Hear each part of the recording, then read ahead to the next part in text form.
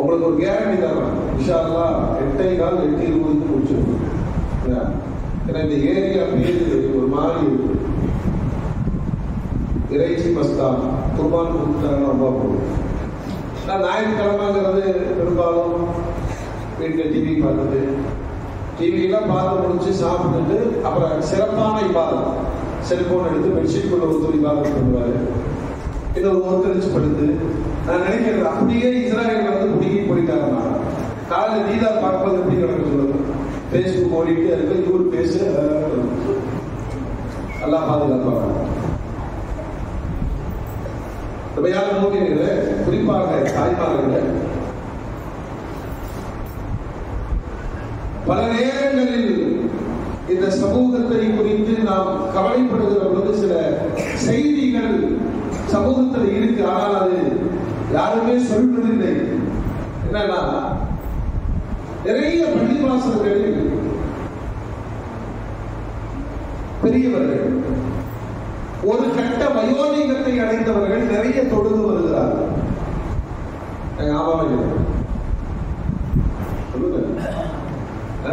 எங்க பள்ளியில நிறைய கூட்டமா இருக்கு. நான் சில நேரங்களில் அவர்களை பார்த்து வெட்கப்பட்டது. நம்ம இமாமா வந்துட்டு கரெக்டா தொகுதிக்கு வர்றோம், பட்ஜெட்டுக்கு வர்றோம், இவங்கெல்லாம் பாவம் தஹஜ்ஜுக்கு வந்துடுறாங்க. இது ஒரு நீண்ட காலம் எனக்கு மனசுக்குள்ள ஒரு போராட்டம். அப்படிதான் செய்றேன். பிறகு அதை பற்றிய யோசனை எனக்கு அதிகமாக ஓடிய போது அல்லாஹ் நிறைய விலைய கொடுத்தா இங்க வந்திருக்கிறதெல்லாம் நீங்க நினைக்கிற மாதிரி அவுளியாக்கள் அல்ல. மருமகள் எந்திரிச்சு காலங்காத்தால திட்டத்துக்கு முன்னாடியே பள்ளிவாசல வந்து உட்கார்ந்து அண்டர்ஸ்டாண்ட் புரியும் நினைக்கிறேன். கொஞ்சம் சொல்லுங்க, புரியுதா? புரியுதா? அது நல்லா புரியுதா? உங்களுக்கு தான் புரியுது. சரி, இவ்வளவு வேகமா ஓடுகிற கால சூழ்நிலையில எல்லாரும் தொழுத உடனே திரும்ப ஓடிடுறாங்க. ஆனா இந்த பெரியவங்க எல்லாம் உட்கார்ந்து அதுக்கு எல்லா பிரதேசம் கிட்டத்தட்ட ஹோட்டல் மாதிரி ஆயிடுச்சு. யாரா மறந்த 2 ஆம்லேட் அப்படின்னு சொல்லாம இருந்தா சரி, ஏகப்பட்ட சேரு டேபிள் எல்லாம் இருக்கு.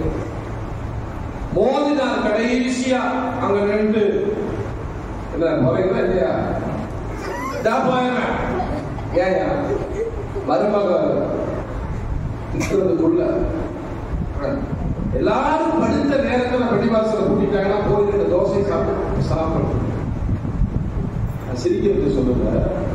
சர்ச்சுகள் பூட்டப்பட்டிருக்கிறது, வழிபாட்டு ஸ்தலங்கள் பூட்டப்பட்டிருக்கிறது, 24 மணி நேரமும் மஸ்ஜிதுகள் திறந்திருக்கிறது.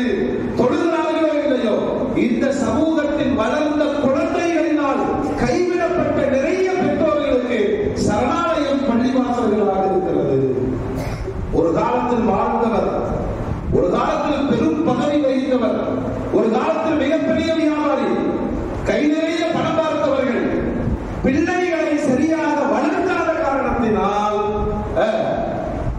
முதுமை கோலத்தில் ஒதுங்குவதற்கு இடமில்லாமல் நேரம் கிடைக்கிற பொழுதெல்லாம் பள்ளிவாசலை நிரப்பிக் கொண்டிருக்கிறார்கள். அல்லாஹ் மன்னிக்க வேண்டும். எந்த இடத்தில் நாம் தவறு செய்யும்? பள்ளி மட்டும் இல்லைன்னு வச்சுக்கல, இந்த உம்மத்தை சார்ந்த நிறைய பெரியவர்கள் தெருக்களில் ஆசிரியர்களாக உட்கார்ந்து இருப்பார்கள். ஏன்னா ஒரு காலத்துல மோகம் வந்தது, படிக்க வைக்கணும் படிக்க வைக்கணும் படிக்க வைக்கணும். இங்கிலீஷ் மீடியம், யூஜி பிஜி, வெளிநாடு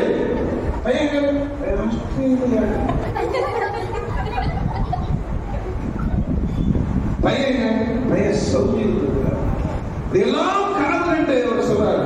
சவுதி பையன் செஞ்சார், வந்தா சொத்து வாங்கினா வீடு வாங்கினா என்ன செஞ்சா, பெரிய இடத்துல பொண்ணு கட்டி கொடுத்தோம். பிளீஸ் பிளீஸ் இங்கிலீஷ் மீடியம் படிக்க வச்சுல நானா போனான்னு சொல்றாங்க, நீ வெளியே போயிருக்க. இதுதான் நான் சொல்வது. பலரும் உங்களுடைய சொந்த வாழ்க்கையை அல்லது உங்களை சுற்றி இருக்கிற பல பணக்காரர்களை நினைத்து பார்ப்பீர்கள் என்று சொன்னால், யாரெல்லாம் தப்பட்ட படித்து பிள்ளைகளை படிக்க வைத்து உயர்கல்விகளை தந்து நாங்கள் உலகத்தை பிடித்து விட்டோம் என்று நினைக்கிறார்களோ, சொந்த பிள்ளைகளால் அனாதையாக்கப்பட்டு வெளியிலும் சொல்ல முடியாமல் மஸ்ஜிதுகளில் தடை முடிந்து அவர்கள் வாழ்க்கையை நகர்த்தி கொண்டிருக்கிறார்கள் என்றால் இது தாய்மார்களுக்கும் பொருந்தும். இன்னும் சில விஷயங்களை நான் சொல்லுவேன். இது சமூகத்தின்